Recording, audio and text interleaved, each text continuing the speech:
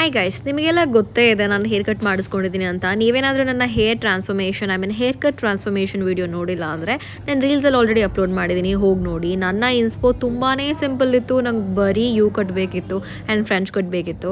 So ಹಾಗಾಗಿ ಹೋಗಿದ್ದೆ ನಾನು. ಆ ಭಯ್ಯ ನನಗೆ ಎತ್ತಿ ಕೂದಲನ್ನು ಕಟ್ಟಿದ್ರು ಕೂಡ ನನಗೆ ಅನ್ನಿಸ್ತು. ಸೊ ಓಡೋಗ್ಬಿಟ್ಲ ಇಲ್ಲಿ, ನಾನು ಹೇರ್ ಕಟ್ಟು ಬೇಡ ಅಂತ ಅನ್ನಿಸ್ತಿತ್ತು. ಬಟ್ ಏನು ಮಾಡೋದು, ನನ್ನ ಹೇರ್ ಫಾಲ್ ತುಂಬ ಆಗ್ತಾಯಿದೆ, ಹೇರ್ ಕಟ್ ಮಾಡಿಸ್ಕೊಬೇಡೋಣ, ಇರೋ ಕೂದಲನ್ನಾರು ಉಳಿಸ್ಕೊಳ್ಳೋಣ ಅಂತ ಹೋದೆ. ಭಯ್ಯ ಅಷ್ಟರೊಳಗಡೆ ಫ್ರಾಕ್ ಹಾಕಿದ್ರು, ಇನ್ನೂ ಪ್ರಿಪೇರೇ ಆಗಿರಲಿಲ್ಲ. ನನ್ನ ಫ್ರೆಂಚ್ ಕಟ್ ಮಾಡೇ ಬಿಟ್ಟರು. ಹಾರ್ಟ್ ಬೀಟ್ ಒಂದು ಕ್ಷಣ ಸ್ಕಿಪ್ ಆಯಿತು. ಬಟ್ ಆಗೋಗಿದೆ, ಏನು ಮಾಡೋಕ್ಕಾಗಲ್ಲ ಅಂತ ನಾನೇ ನನ್ನ ಕೋಪನ ಕಂಟ್ರೋಲ್ ಮಾಡಿಕೊಂಡು ಬೇಜಾರನ್ನ ಅದಮಿಟ್ಕೊಂಡು ಏನೋ ಸ್ಮೈಲ್ ಮಾಡ್ತಾ ಇರಬೇಕಲ್ಲ, ಎಲ್ಲ ಅಕ್ಕಪಕ್ಕ ನೋಡ್ತಾ ಇದ್ದಾರಲ್ಲ, ಭಯ್ಯ ಪಾಪ ಅವಾಗಿಂದ ಜೋಕ್ ಮಾಡ್ತಿದ್ದ ಅಂತ ಹೇಳ್ಬಿಟ್ಟು ನಗ್ನಗಾಡ್ಕೊಂಡು ಮೇಂಟೈನ್ ಮಾಡ್ಕೊಂಡಿದ್ದೆ.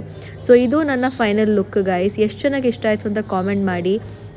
ನನ್ನ ಇನ್ಸ್ಪೋ ಸ್ಕ್ರೀನ್ಶಾಟ್ನ ನಿಮಗೆ ಕಳಿಸ್ತೀನಿ. ಸೊ ನಾನು ಹಾಗೆ ಸ್ಕ್ರೀನ್ ಮೇಲೂ ಹಾಕ್ತೀನಿ ನನ್ನ ಇನ್ಸ್ಪೋ ಏನಿತ್ತು ಅಂತ ಹೇಳ್ಬಿಟ್ಟು ನೋಡಿ.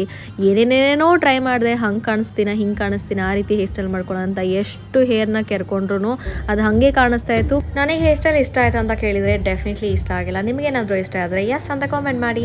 ಬಾಯ್.